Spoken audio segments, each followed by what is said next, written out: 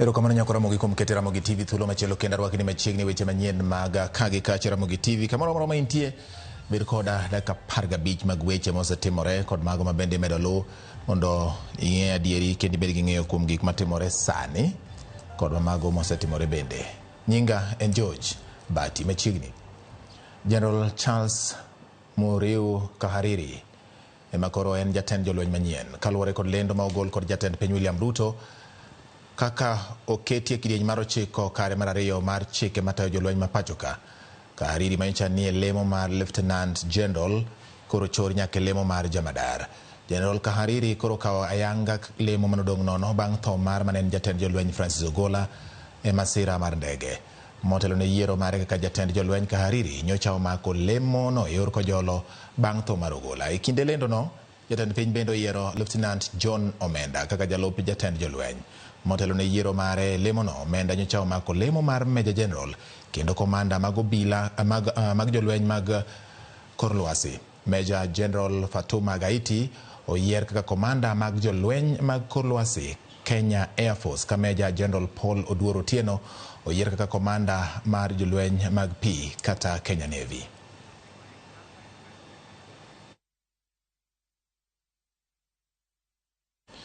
Pio ula oyuero obila moro e gwenge mag Matungule County ma Machakos kaluwore kod obila jopiny nogo lipot kar saa 4:30 ma kata 10:30 modhiambo ewi gari moro mane onimo e aora ma Kware. Obila nochopo kanyo kendo golo ringre obila ma namba ne en 375 moyang nyinge kaka CI Cyprian Walunya Kasili, Base Commander Marwai mane Pio ula oyuero kendo nimo e aorano kod nyamburko mare.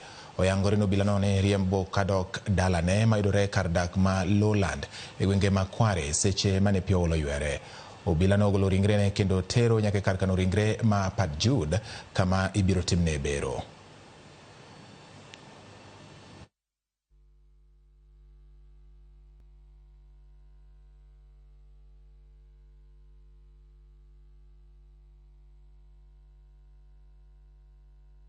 Nyakura mogi kawa sude ne gavana ma Homa Bay Gladys Wanga okwayo piny owacho mamalo mondo miyo iye oketie maino e konyo jopiny masani Pio ula osehinyo e yore mopogore opogore e kaunti ma Homa Bay mana kaka giketo maino e konyo jogo ma ula ohinyo e kauntis mamoko. Wanga wacho ni kaunti ma Homa Bay en achiel kuom kauntis ma ula osedare oganda mathoth kelo kethruok mag mwandu kod tho mar oganda ma sirikal mamalo onego ket tekone mar chiwo kony ne joma Pio ula osehinyo kaka itimo ne kauntis mamoko. Bende ne okone sirikal mar kaunti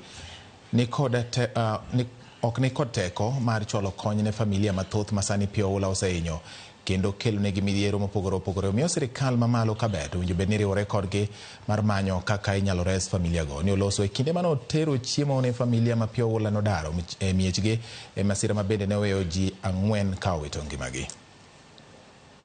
Obro konyo gi bills te mag hospital, obro konyo gi bills te mag postmortem, mago te wagolo oko. Wabro ng'iyo families ma Isindo kae be oyudo thagruok maduong', be wabro ng'iyo kaka wanyalo konyo gi on a more long term. To kokamano to kawuono to ne wabiro waromo gi ji kama makala 2,000 wago kodgi mbaka kendo wamiyo gi support mar chiemo, wamiyo gi support mar omenda matin. The attention that we have seen in other parts of the country for those who have been affected by these floods, we would like to see that kind of attention here in Homa Bay, here in Sindo, here in Suba South, because we have lost human beings. We have lost livelihoods in a massive way. So if we could see that kind of attention here, as a county government, we can only do so much. Wasuru nyakora mogi kama kambi timo nonro mar taifa ogolo lendo margi mokwongo higane kagirango kenge mopogore opogore. Gimiyo jotend migepe Maxi kachiel kod weche mamoko mathago jopiny masani oting'o ula ng'anyo mar lakteche kind weche mamoko.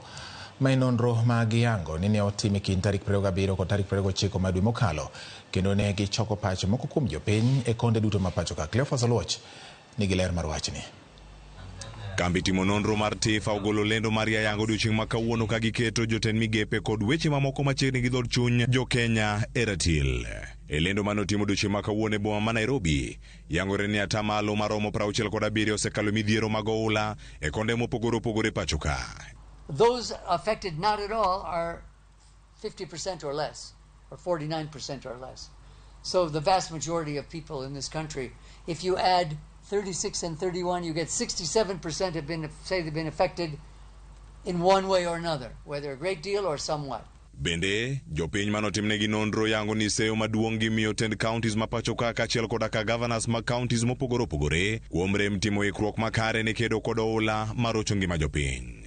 And then responsibility, not for the rain, because that's Shauri Mungu, how much rain there is, but in terms of responding to the flooding.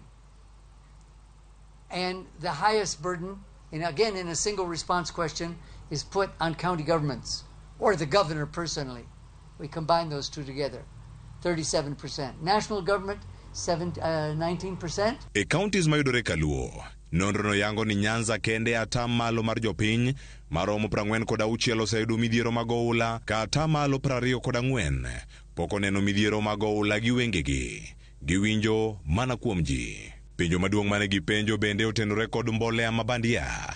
Kendo nonrono neno ni kaunti ma Nairobi kod nyandwat mar piny Kenya ok ong'eyo matut e weche mag mbolea mabandia, ka jatend migawo mar pur Mithika Linturi iseyo kuom weche mag mbolea mabandia. That the level of awareness is lowest in Nairobi and northern. Nairobi, as far as I know, there's very little farming. I would be surprised if a single resident of Nairobi received any of that fertilizer. Maybe they have a Shambab country and a brother or relative or even a spouse received it, but in Nairobi it's urban, there's no farming. So it's not surprising that people wouldn't be so. And also in northern Kenya, where because of the usual drought conditions, and again this was among the 82% who said they were aware of the program, and by far it's the CS at 53% who blame him for it not working well. E okang' machielo mar timo nonro, Tifo yango kaka jotend migepe osetiyo kendo miyo moro ka moro atamalo mare. E kind jotend migepe, motimo maber abich nyaka sani ka irango tijegi, jatend migawo mar arita Kithure Kindiki okawo namba 1 kod atamalo 68, ka iluwe gi Musalia Mudavadi ma en jatend jotend migepe kod migawo mar tudruok mag pinje maoko, ma oyudo atamalo 59. Ababu Namwamba oyudo atamalo 58, ka Eliud Owalo ma ochung'ne weche mag tudruok kod lony manyasani ni kod atamalo 51. Thuolo mar abich mokwongo olor gi jatend migawo mag jolweny Aden Duale ma oyudo atamalo 50. Jotend migepe moywayo goro bende okete pim kendo gipimore gi jowetegi ni ng'ama otimo marach e migawo mare. Nonro mar Tifa yango ni jatend migawo mar pur Mithika Linturi moywayo goro gi atamalo 25. Gino manonrono yango ni biro kaluwore kod mbolea mabandia ma oke pachoka. Jotend migepe mamoko ma oywayo goro tingo Zakaria Njeru mar pi, Rebecca Miano mar ohala, Florence Bore mar leba kod Davis Chirchir mar teko kod modhi. E ng'anyo mar lakteche, nonro mar Tifa yango ni jopiny seyo mokalo jatend migawo mar thieth Suzana Kumicha kuom ng'anyo ka en kod atamalo 47, ka iluwe kod riwruok mag lakteche pachoka KMPDU man kod atamalo 28. Seyo bende omi tend counties, duol mochung'ne rango sara ma pachoka SRC, duol mar governors kata Council of Governors kod jatend jotije piny owacho Felix Koskei. Cleophas Oluoch, Ramogi TV, Nairobi. Ramogi TV en achiel kuom wang' jowi 10 pachoka ma jo Kenya ohero neno ka Nyakalondo kod wang' jowi mag kambi maduong' mar Royal Media Services orieny e lipot mar MCK. Kaluwore kod nonro motim kod MCK, Citizen TV, Citizen FM, Inoro TV, Inoro FM, Ramogi TV, Ramogi FM e kind mamoko gin mago ma oganda ohero neno weche manyien magi.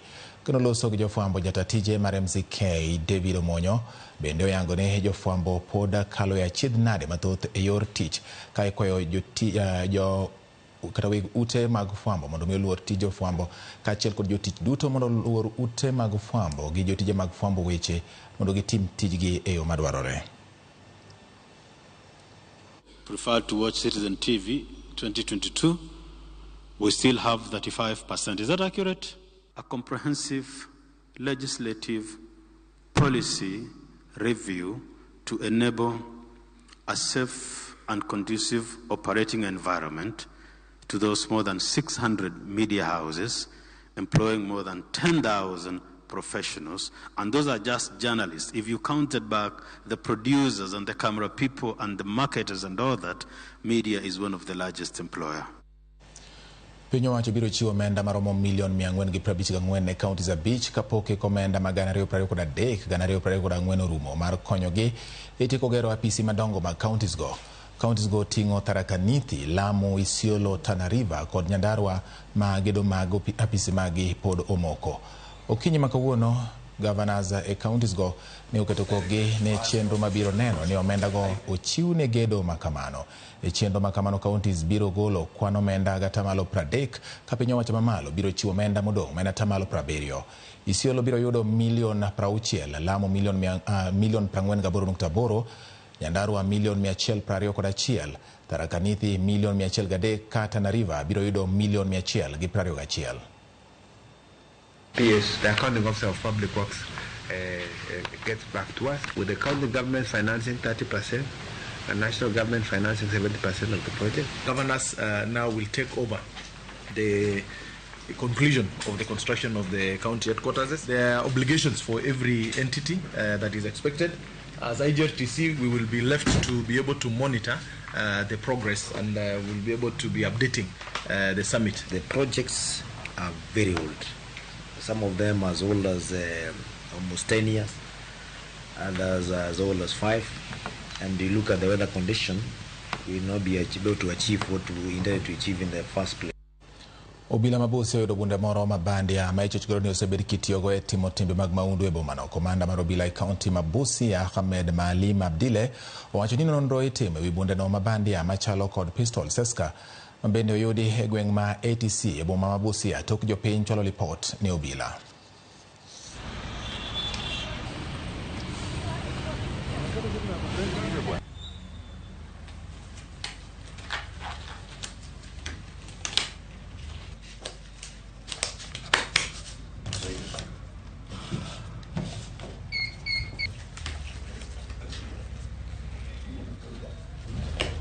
We got a report from members of the public, the community policing group, that there is an abandoned pistol somewhere within Busia town. Our officers rushed to the scene and found a toy pistol. As you see, it is here with me, and we appreciate members of the public for the information. This toy pistol can be used to commit a crime because it just resembles the real pistols. At night or even at daytime can be used to commit a crime. Anybody who is not familiar with firearms can give out anything in his pocket once pointed with these things. With us, we have contact with members of the public. We have relation with members of the public. Anything which happens in Busia, we communicate and we deal with criminals. Kawasuda ni moko kuom jodak ma Siaya ywak ni sirikal pok otieko oganda yo makare kotenore kod chenro mag sirikal ahinya e tije monego bed ni timo gi omenda mag agulu mar dongruok kuonde chung od bura NGCDF. Kagilose boma ma Siaya oganda go ywak ni rem ng'eyo tije omenda no mondo giketo jotendgi tesre pod ni ok giti kod omenda go e yo makare. Kuma dier kabisa wach mar CDF ni kinyalo dhi e grassroots bi penja piny to bende en gi effect e grassroots. Jo mang'eny nyalo ng'isi ni oonge gi effect kata obedo ne en tie to japiny ma kawaida manie grassroots piny ni pok owinjo liet mare. Reason number 1 en CDF ichiwo to gimiluongo ni public participation moripo bed ni puonjo japiny mondo bed go lony kod ng'eyo gima CDF en. Japiny sirikal pok okawo mano. Mae momiyo kipenjo japiny to CDF tiyo maber kata tiyo marach to ng'eny gi biro ng'isi CDF gin giwinjo winja CDF. Mae momiyo andaher ma mondo mi akwa the national government because CDF is a constituency development fund. En a tax pesa ma japiny choko to the national government to duogo as a CDF mondo kony japiny e ground. to kama ne en to kara japiny oripo bed ni ng'en to pesa nitiyo nade. Mae momiyo wuoyo about the public participation. The government should emphasize sana e wach mar puonjo japiny mondo gibed gi ng'eyo kuom wach mar CDF. Jopiny mang'eny koro kong'eyo to pesa allocation mar mbunge ni en to konyo ga japiny yore mage. Kaka an jako mar bunge anyalo mna wacho mang'eyo no pesa mar CDF mar national government onego bed no konyo japiny e weche mag security kod weche mag education. Koro wasebedo jopiny mang'eny osemna bedo kong'eyo no koka education kae ma pesa ni nigatie. To nikech kata nderni nitie moko ma bende loso go CDF. Jopiny ok oseng'eyo mano. Koro mane momiyo wakwayo dwarren mondo mi migao mochungi wach mar CDF owuoth mondo opuonj jopiny, onyis jopiny to pesa mowuok osuru maru mar CDF ni en to duogo konyo uga nadi. Mokwongo konyo jopiny weche mag basari, mokwongo ogero skunde, ogero classes, nyalo timo chenro mag school, gik moro e school onyalo timo. Aya ndarni bende nitie moko mag national government ma bende inwang'o bende partner moro loso. Rowere mawuok e kaunti ma Kisii ojiw mondo orwak ohala kod tije ma itimo kokalo e mbui kaka achiel kuom yore mag chako yuto tok tieko tiegruok. Kagiloso ibeno manitiere kar chung od bura ma Nyaribari Chache, nyasi mar sidho kondo ne jopuonjre motieko tiegruok margi mar kompyuta e bwo chenro mar ajira. Jokanyo mopogore opogore kamoting'o jotelo mag kaunti ma Kisii ojiwo jende mondo odonji e mbui mondo giyud konyruok e yor omenda. Rowerego nyiso mor margi kod geno ma gin-go mag chako yudo tije e yor mbui. The future is clear for you people. Some of us would not see any light ahead of us, but today we can give hope to you young people. Tumewapea nguvu sasa, na tunaomba vijana wa Kisii County na vijana countrywide wakuwe mstari wa mbele, wajitokeze wakati tutakuwa tuna tangaza, because karibuni tutakuwa tumeanza like in the next few months, ndio wachaze online, ndio tuwapatie pesa wafanyie biashara. Na hii program ina target wale vijana ambayo wako miaka 18 to 29. And we pray that other students who are somewhere, we invite you to Ajiri school. We've really learned a lot.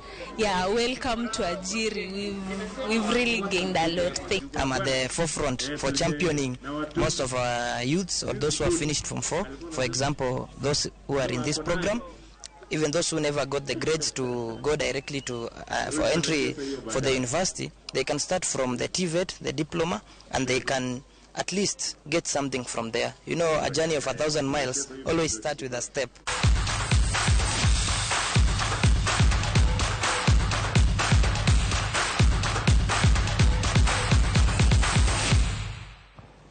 Kodonjo mag tuke ni riwruok mar Kupet e kaunti ma Kericho nyobago